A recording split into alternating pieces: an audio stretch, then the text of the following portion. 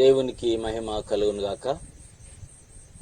ప్రభునందు ప్రియమైన దేవుని బిడ్డారా, ఈ నూతన ఉదయకాల శుభములు మీ అందరికీ దేవుడు కలుగజేయునుగాక. ఉదయకాల ఆరాధనలోనికి అందరినీ ఆహ్వానిస్తున్నాం. ప్రార్థన చేసుకొని ఈ యొక్క ఆరాధన ప్రారంభం చేసుకుందాం. మమ్మలను మిక్కిలిగా ప్రేమించిన మా దేవా, నీకు కృతజ్ఞత స్తుతి స్తోత్రములు వందనములు చెల్లించుచున్నాము. ఈ ఉదయకాల ఆరాధన అంతటిలో మీరు తోడయండి. మీకు మహిమకరముగా, మా అందరికీ ఆశీర్వాదకరముగా, సంఘానికి దీవెనకరంగా జరిగించి మహిమ పొందమని యేసు నామములో వేడుకొనుచున్నాం తండ్రి, ఆమేన్.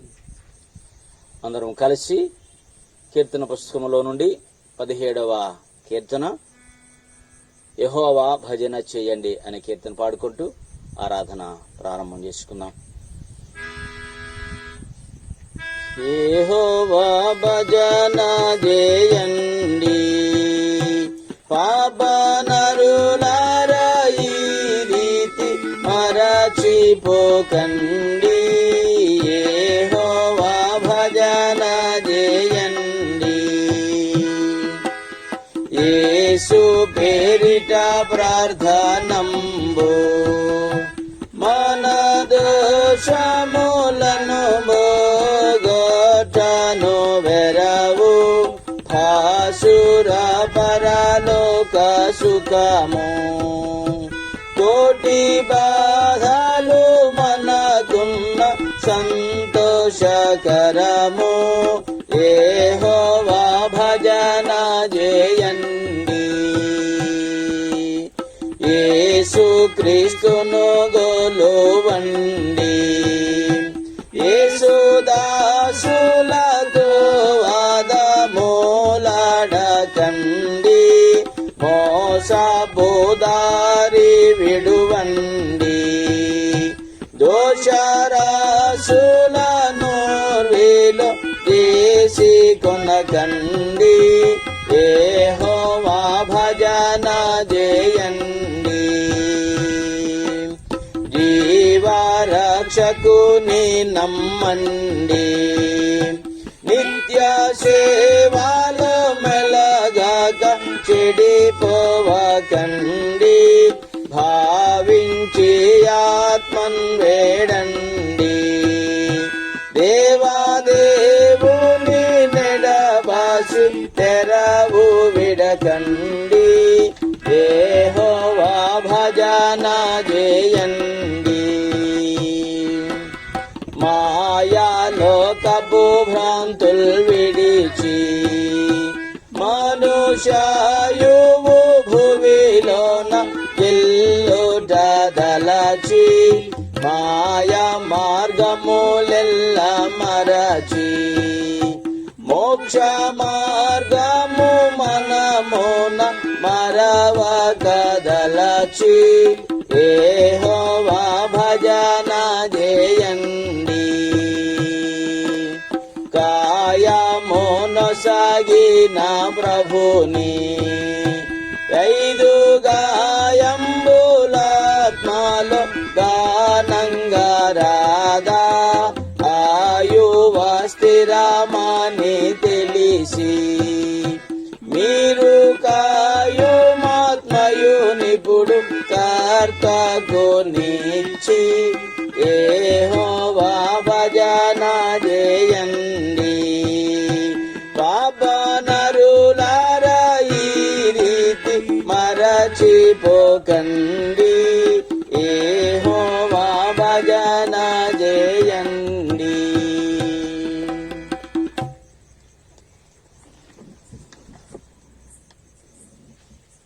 ప్రియమైన దేవుని బిడ్డారా, ఈ ఉదయకాల వాక్యోపదేశమునకు ఏర్పాటు చేయబడినటువంటి పరిశుద్ధ బైబిల్ పాఠ్య భాగములుగా పాత నిబంధన గ్రంథంలో నుండి సమూయేలు మొదటి గ్రంథము 10వ అధ్యాయము 17 నుండి 27 వరకు,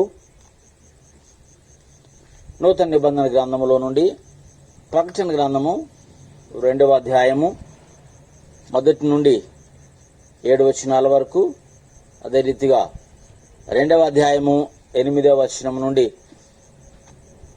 11వ వచనం వరకు ఈ చదవబడినటువంటి ఈ వాక్య భాగాలలో నుండి మనం ఈ దినము వాక్య ధ్యానము చేయనయింటున్నాం.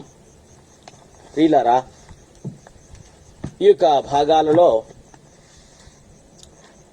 మొదటి సమూయేలు గ్రంథంలో సౌలును గురించి జ్ఞాపకము చేసుకొని ధ్యానము చేస్తున్నాం. 10వ అధ్యాయంలో దేవుడు సౌలును సమూయేలు ద్వారా తైలము పోసి అతన్ని ముద్దు పెట్టుకొని అభిషేకించినట్టుగా చూస్తాం. మరి ఈ దినము పాఠ్య భాగంలో మరి యొక్క భాగంలో మనం గమనించవలసిన విషయాలు ఈ 10వ అధ్యాయము 17-18 వచనాల్లో గమనిస్తే ఆ 2 వచనాలలో దేవుడు సమూయేలు ద్వారా ఇశ్రాయేలీలతో మాట్లాడినటువంటి మాటలను మనం గమనిస్తాం. తర్వాత 20-21 వచనంలో బెన్యామీను గోత్రాన్ని దేవుడు ఏర్పరిచినట్టుగా చూస్తాం. దానిలో 3వ విషయము 24వ వచనంలో దేవుడు ఏర్పరిచిన వాణిని సూచితిరా అని ప్రజలను అడిగినప్పుడు ప్రజలందరూ కూడా ఆ సౌలును గుర్తించి రాజు చిరంజీవి అగుగాక అని సెలవిచ్చినటువంటి మాటలు గమనిస్తాం.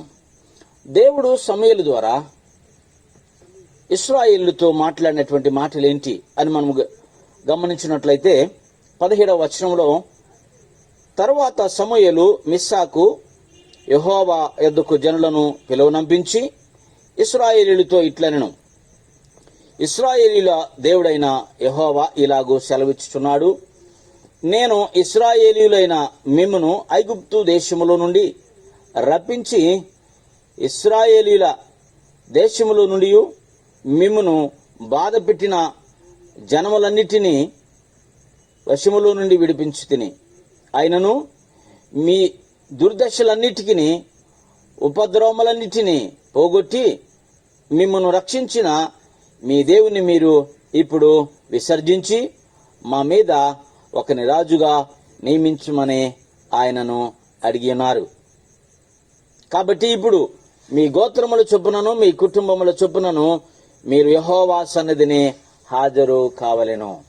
ఎందుకు దేవుడు ఈ రీతిగా వారిని పిలువనంపించాడు అంటే, దేవుడు చెప్పినటువంటి మీరు ఐగుప్తు దేశంలో ఉన్నప్పుడు మీ బాధలను, మీ కష్టములను, మీ శ్రమలను చూచి అక్కడి నుండి మిమ్మల్ని బాధ పెట్టిన వారి వశములో నుండి మిమ్మల్ని తోడుకొని వచ్చి తిని, ఇంతకాలము కాచి కాపాడి రక్షించినటువంటి నన్ను విడిచి మీరు రాజు కావాలి అని అడిగి ఉన్నారు. కాబట్టి ఆ రాజును మీకు ఇచ్చాను.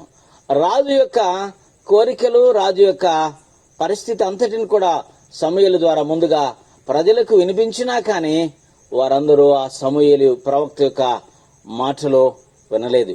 మాకు రాజు కావాలి, ఓకే రాజుని ఇస్తానని దేవుడు ఏర్పాటు చేసి ఉంటున్నాడు. మరి 20-21 వచనం గమనిస్తే, ఇశ్రాయేలీయుల గోత్రములన్నిటినీ సమూయేలు సమకూర్చగా బెన్యామీను గోత్రము ఏర్పడెను. ఎందుకంటే ఒకరిని రాజుగా నియమించడానికి ఆయనకున్నటువంటి పరిస్థితులన్నిటిని కూడా పరీక్ష చేయవలసినటువంటి వారై ఉన్నారు. కానీ ఈ ప్రజలందరూ కూడా అదేమీ గ్రహించడం లేదు. వారికి వచ్చే కష్టాన్ని, వారు పొందనైనటువంటి శ్రమలు, వారు పొందనైనటువంటి బాధలు, ఆయన పెట్టేటువంటి వాటన్నిటిని కూడా వీరు గమనించిన పరిస్థితిలో ఉన్నారు. వారికి ఏం కావాలి అంటే వారికి రాజు కావాలి. మరి రాజు అవసరమైనప్పుడు దేవుడు వద్దా? దేవుడు కావాలి, కానీ ఎప్పుడు కష్టం వచ్చినప్పుడు మాత్రమే అన్నట్టుగా వారి ఉద్దేశాన్ని వ్యక్తపరిచినప్పుడు ఆ రాజు యొక్క పరిస్థితిని గమనించడానికి ఆ కుటుంబం యొక్క గోత్రాన్ని దేవుడు మరి ఏర్పరిచినట్టుగా చూస్తాం. 21వ వచనంలో, బెన్యామీను గోత్రమును వారి ఇంటి కూటముల ప్రకారము అతడు సమకూర్చగా మద్రి ఇంటి కూటము ఏర్పడెను. తర్వాత కీషు కుమారుడైన సౌలు ఏర్పడెను. అయితే జనులు అతని వెతికినప్పుడు అతడు కనబడలేదు. ఆ గోత్రాన్ని గుర్తించినప్పుడు, ఏర్పాటు చేసినప్పుడు దానిలో ఎవరు కూడా తక్కువ కావడానికి అవకాశం లేదు అని సమూయేలు ద్వారా మరి దేవుడు మాట్లాడినప్పుడు ఆ యొక్క సౌలు వారి మధ్య లేనట్టుగా చూస్తాం. తర్వాత 22, 23, 24 వచనాలు గమనిస్తే ఆ సౌలు దాగి ఉన్నట్టుగా చూస్తాం. సామానుల గదిలో దాగి ఉన్నాడని సెలవిచ్చారు. అది ఎలా తెలిసింది అంటే, దేవుని యొద్ద విచారణ చేయగా యెహోవా ఆ సౌలును గూర్చి జ్ఞాపకం చేస్తున్నాడు. అతడు సామానులో దాగి ఉన్నాడని సెలవిచ్చెను. వారు పరిగెత్తిపోయి అక్కడి నుండి అతని తోడుకుని వచ్చి అతడు జనసమూహములో నిలిచినప్పుడు భుజములు మొదలుకొని పైకి ఇతరుల కంటే ఎత్తుగలవాడుగా కనబడెను. ముందుగానే చెప్పాడు ఆయన. మరి ప్రతాపయ్య గారు జ్ఞాపకం చేస్తూ చెప్పాడు, ఆయన ఆ ఇశ్రాయేలులందరిలో కూడా సుందరుడు, ఆజానుబాహుడు, అందరికంటే ఎత్తు అయినటువంటి వాడు. ప్రజలందరిలో నిలవబడినప్పుడు అందరి భుజముల కంటే అతని ఎత్తుగా కనబడినట్టుగా చూస్తాం. పరమగీతములో కూడా అంటాడు, 10,000 మందిలో నా ప్రియుని నేను గుర్తించి తిని. యజమ ప్రియ దేవుని బిడ్డారా, భక్తులైన విశ్వాసులైన మీరు వేవేల దేవుడి దేవతలలో ఘనమైన మహిమ కలిగిన యేసు రాజును ప్రియుని నీవు గమనించావా? గమనించడానికి ఆత్మీయ నేత్రములు కావాలి. అందుకనే ఈ సమూయేలు అంటాడు, యెహోవా ఏర్పరిచిన వానిని మీరు చూచితిరా. ఆయన చూచారు. ఎప్పుడైతే ఈ సమూయేలు ఈ ప్రశ్న వేశాడో వెంటనే వారు గమనించి అంటున్నారు, జనులందరిలో అతని వంటి వాడు ఒకడును లేడని చెప్పగా జనులందరూ బొబ్బలు పెట్టుచు రాజు చిరంజీవి ఎగుగా కాని కేకలు వేసిరి. ప్రియులారా, ఒకరు మార్గము చూపించినప్పుడు మాత్రమే చూడగలుగుతున్నారు. క్రైస్తవ విశ్వాస జీవితములో దినదినము దేవునికి దగ్గరగా జీవిస్తున్నప్పుడు క్రీస్తు ప్రభువుని నీవు ఆత్మీయ నేత్రముతో చూడడానికి అవకాశం ఉంది. ఇశ్రాయేలీయులు చూడలేని స్థితిలో ఉన్నారు. వారి కనులకు మందమైసింది. ఏంటి అంటే ఈ లోకపరమైనటువంటి కోరిక, ఆశ. అదే మాకు రాజు కావాలి. ప్రియులారా, 25, 26, 27 వచనాలు మనం గమనిస్తే, తరువాత సమూయేలు రాజ్య పరిపాలన పద్ధతిని జనులకు వినిపించి ఒక గ్రంథమందు వ్రాసి యెహోవా సన్నిధిని దాన్ని ఉంచెను. అంతటా సమూయేలు అందరినీ వారి వారి ఇండ్లకు పంపివేసెను. తరువాత మరి ఆ సౌలు వెంట శూరులైనటువంటి వారు వెళుతున్నప్పుడు 27వ వచనంలో వారు చెప్పబడినటువంటి మాట ఏంటంటే, దుర్మార్గులైన కొందరు ఈ మనుష్యుడు మనలను ఎలాగు రక్షింపగలడని చెప్పుకొనుచు అతని నిర్లక్ష్యము చేసి అతనికి కానుకలు తీసుకొని రాకుండగా అతడు చెవిటివాడైనట్టు ఓరుకుండెను. ప్రియులారా, మనం ఇక్కడ గమనించవలసింది ఏంటంటే, సమూయేలు ప్రవక్తను పంపించి సౌలును తైలం పోసి అతను అభిషేకించినట్టుగా చూస్తాం. ఎందుకు అభిషేకించాడు? ఇశ్రాయేలీలకు రాజుగా. నీవు తీర్పు చేయడానికి నీవెవడవు? అందుకని అంటాడు, ఓ మనుష్యుడా, నీవు నిరతురుడవై ఉన్నావు, తీర్పు తీర్చే పని నీది కాదు, నాది అని ప్రభు సెలవిస్తున్నాడు. కనుక దేవుని చేత ఏర్పాటు చేయబడినప్పుడు దేవుని యొక్క అభిషేకము ఆయన మీద ఉన్నట్టుగా చూస్తాం. 26వ వచనం అంటాడు, దేవుని చేత హృదయ ప్రేరేపణ నొందిన శూరులు అతను వెంట వెళ్ళిరి. దేవుని సెలవు లేకపోతే ఏ కార్యము జరిగించబడదు ప్రియులారా. కానీ ఈ లోకములో మరి ఆ యొక్క ఇశ్రాయేలుల యొక్క పారంపర్యాన్ని అలవరుచుకున్నటువంటి అలవాట్లను మరి అలవరుచుకున్నటువంటి ప్రజలు నేటి కాలములో కూడా అదే రీతిగా ఒక వ్యక్తిని చూచి పై రూపాన్ని గమనించి ఇతడు చెడ్డవాడు మంచివాడు అనడానికి వారు అతి తొందరగా మాట్లాడుతున్నారు. అందుకనే ఒక నానుడు ఏంటంటే, మరి యాకోబు పత్రికలు జ్ఞాపకం చేస్తాడు. యాకోబు భక్తుడు అంటాడు, మాటలాడుటకు నిదానించుము, వినుటకు వేగిరపడము. దేవుని యొక్క చిత్తము వారికి రాజు కావాలి.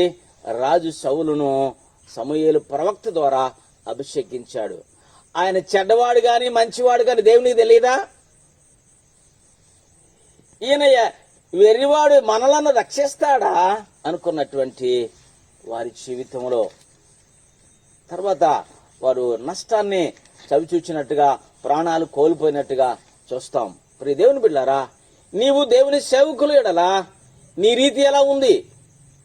ఆ ఇశ్రాయేలీయుల వలె అవిధేయత కలిగినటువంటి ఈ లోకపరమైనటువంటి ఆశల చేత, కోరికల చేత, ఈర్ష్య దేశాలతో ఉంటున్నావా?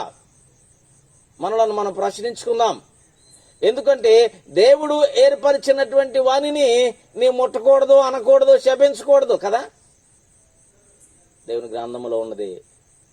కీర్తన గ్రంథం మనం గమనించినప్పుడు 15వ కీర్తనలో ఆయన అంటాడు, నా సేవకుని ముట్టకూడదు, నా సేవకుని ముట్టినటువంటి వాడు నా కనుగుడ్డు ముట్టినవాడే అంటాడు కదా. ఆ సేవకుని బట్టి దేవుడు రాజులను గద్దించాడు. నీవెంతటి వాడవు, నీవెంతటి దానవు? ఇదేనా మనలో మనం ప్రశ్నించుకుందాం. ఒకవేళ దేవునిలో నీ జీవితం ఎలా ఉంది ఒకసారి పరీక్షించుకున్నట్లయితే ఈ దినము ఒకవేళ ఆ సౌలు రక్షింపగలిగిన వాడు ఎవరు కూడా దేవుని చిత్తము లేకపోతే ఏమి జరిగించలేడు, విజయాన్ని జయాన్ని పొందలేడు. కనుక ప్రియులారా, దేవుని ఏర్పాటు నీ నా జీవితంలో ఏ రీతిగా ఉంది దాని కొరకై మనము ప్రయాసపడవలసినటువంటి వారమైనాం. తర్వాత ఆ యొక్క సౌలు దేవునికి కృతజ్ఞతాస్తుతి చెల్లించినట్టుగా చూస్తాం. దేవునికి 11వ అధ్యాయంలో దేవునికి కృతజ్ఞతాస్తుతి చెల్లించినట్టుగా చూస్తాం. ఎందుకు కృతజ్ఞతాస్తుతి చెల్లించాడు అంటే, కొందరు దుర్మార్గులు అన్నారు కదా, ఈయన రక్షింపగలడా అన్నటువంటి దానికి ఆ 11వ అధ్యాయంలో మనం మొదటి నుంచి 15 వచనాలు గమనిస్తే 6వ వచనంలో మరి దేవుని మీదకి, ఆ సౌలు మీదకి దేవుని ఆత్మ బలముగా వచ్చుట చూస్తాం. ఎందుకు అంత బలముగా రావడానికి కారణం ఏంటి అంటే, ఆ యొక్క సమయంలో ఇశ్రాయేలీయుల పక్షంగా వారికి నింద రావడానికి యాబేషుగిలాదు యొక్క మరి ఆ దేశం మీదకి అమ్మోనీయునటువంటి ఆయన మరి ఛాలెంజ్ చేస్తుంటాడు, కేకలు వేస్తుంటాడు. ఎందుకంటే ఇశ్రాయేలీయుల మీదకి నింద తీసుకురావాలి,